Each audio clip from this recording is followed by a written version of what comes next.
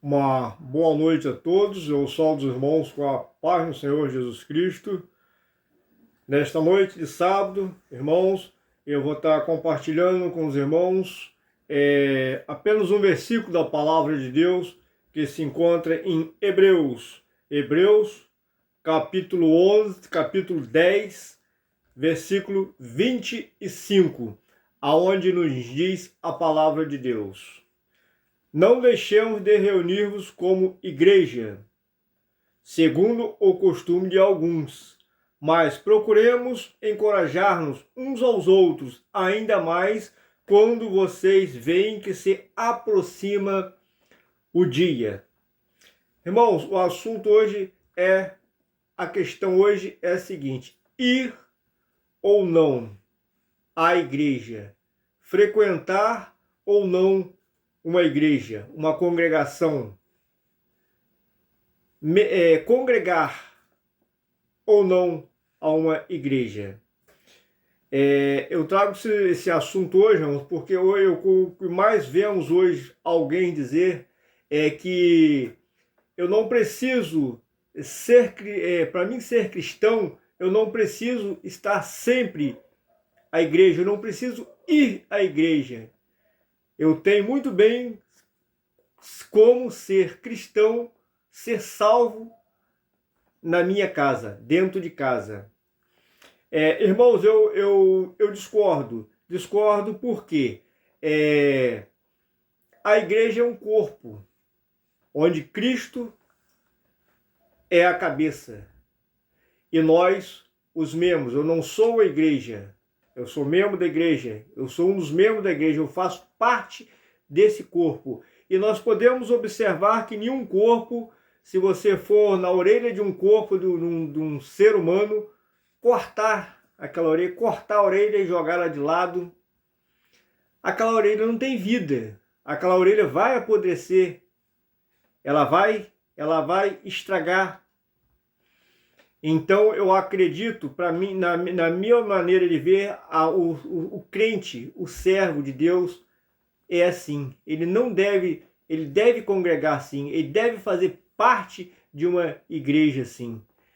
Muitas das pessoas dizem que eu não vou à igreja, eu não frequento igreja, porque lá tem pessoas, às vezes até piores do que eu. Lá tem pessoas em que roubam, que matam, e está lá na igreja. Por que que eu vou para a igreja? Aí que está o ponto-chave, irmãos. Com certeza aquela pessoa é um candidato ao inferno. A palavra certa é essa. E se você ficar em casa, se você não participar, se você estiver desligado desse corpo, você é um candidato também. Nós devemos ir, o que nós devemos fazer é ir e ter a nossa visão, nós devemos focar em Cristo e nem na vida do irmão, de quem está frequentando lá. Nós devemos seguir, nós estamos lá, o que importa é que nós não estejamos lá fazendo o mesmo que eles fazem. O importante é isso. Concordo. Muitas das vezes eu já vi casos até de pessoas no exagero, largar um filho, uma mãe, uma esposa, um membro de sua família, às vezes até passando mal, ruim dentro de casa, e ir para a igreja, ir participar de um culto, de uma missa, de alguma coisa. Isso eu discordo, irmão, também não é isso. Isso não quer dizer que você vai frequentar, que você vai congregar uma igreja e vai deixar tudo, deixar a sua família, deixar algum membro de sua família passando uma necessidade, uma falta sua, e ir para a igreja. Isso aí eu acho que já é exagero, eu discordo. Eu olhando na internet nessa noite, eu ainda vi aqui um irmão falando sobre esse assunto, ir ou não à igreja, e teve sempre aquela parte que abre ali no YouTube, que eu não entendo bem disso, pessoas fazendo comentários. E um dos comentários que eu vi, uma pessoa com um ar assim que eu notei até de crítica, de zombaria, dizendo, mas e quando a igreja for proibida? Pelo menos eu notei que essa pessoa tem uma certa noção, que eu também acredito nisso, que vai chegar um ponto em que a igreja, em que algum tipo de governo vai proibir a realização de cultos, de reuniões evangélicas, reuniões cristãs. Eu acredito que chega esse ponto, mas tudo bem, ótimo, porque a palavra de Deus diz mesmo, não recordo o momento aonde agora, mas eu tenho certeza, a palavra de Deus afirma que vai chegar um ponto em que muitos que dizem hoje que não frequentam igreja, que não gostam de igreja, vai procurar uma igreja para receber uma palavra de um pastor ou de um líder da igreja, e não vai ter, porque a igreja não vai existir mais. Eu acredito que seja que chegue a esse ponto, mas é mais um motivo para que possamos frequentar, para que possamos congregar. Vamos buscar o Senhor enquanto se pode achar, que vai chegar. Eu acredito que vai chegar um ponto em que nós não vamos ter mais como ir congregar a uma igreja, a um templo. Teve pessoas aqui, teve comentários também que diz que, mas irmão, você está distorcendo o trecho, você está distorcendo a palavra de Deus. Eu não concordo, não. Não concordo, não é certo com a maneira de interpretação, mas eu não concordo, não. Aqui a palavra de Deus, lá em Lucas capítulo 2, versículo 45, aonde nos diz a palavra de Deus: não o encontrando, voltaram a Jerusalém para procurá-lo. Depois de 3 dias, o encontraram no templo, sentado entre os mestres, ouvindo e fazendo perguntas. Aqui, a palavra de Deus, aqui no livro de Lucas, vem falando sobre Jesus, quando uma certa festa que aconteceu, me parece a festa da Páscoa, festa da Páscoa. E muita gente, os pais de Jesus, se descuidaram e ele desapareceu, ficou sumido durante 3 dias. E procuraram ele estava onde? No templo. Ele estava no templo, ensinando, compartilhando com as pessoas lá ensinamentos bíblicos, da palavra de Deus. Então, templo, isso não é coisa da cabeça de minha, nem de pastor, nem de ninguém.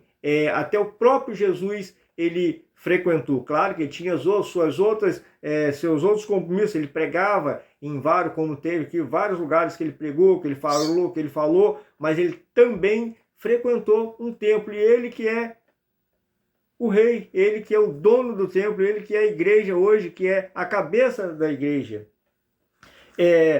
Teve comentários também que falando sobre consciência. Alguém comentou, mas se você vai ficar na igreja, mas se você vê que o ministério da igreja só fala heresias, só fala coisas erradas, só fala, resumindo, heresias, um ministério que vive na heresias. Aí o camarada falou o seguinte: você estando numa igreja dessa, você está compartilhando com um erro. De certa forma, esse comentário eu até concordo. Mas é simples. Se você chegou a uma igreja, se você está congregando uma igreja que você vê que só tem heresias, muda, troca, vai para outra. Porque qual é a verdadeira igreja? A verdadeira igreja, para mim, é aquela que faz a vontade de Deus, é aquela que vive a palavra de Deus. Por isso, o vídeo, que eu fiz anterior, semana passada, eu comentei sobre o valor, a importância do estudo da palavra de Deus. Que para você saber exatamente, para você chegar a esse ponto de chegar a uma igreja, congregar uma igreja e de falar que ela está em heresias, você tem que estudar a palavra de Deus. Você não pode viver naquilo só no que os outros falam. Por isso que eu enfatizei muito o estudo o valor da palavra de Deus, você está meditando na palavra de Deus. Irmãos, vou concluir aqui dizendo o seguinte, a igreja, para mim hoje, ela é como, eu já mencionei isso várias vezes na minha igreja, onde eu congrego, que é como se fosse a Arca de Noé.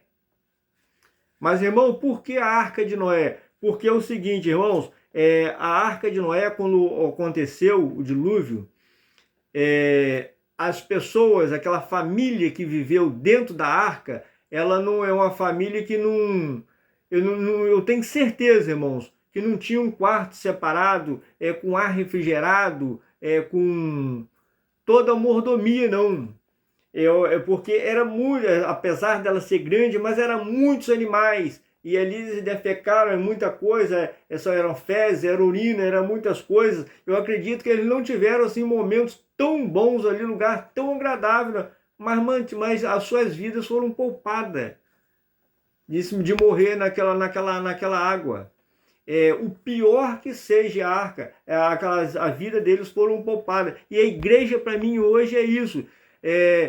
O pior que aconteça, que tenha, apesar de nós, já comentei, a gente não ter nada que focar, nós temos que focar em Cristo e não no erro dos outros, apesar de ter muitos erros, apesar de ter muitas coisas nas igrejas, que igreja perfeita é só lá em cima, só quando estiver ao lado de lá, sim, aquilo vai ser separado, né? Nós vamos falar já sobre isso em vídeos futuros.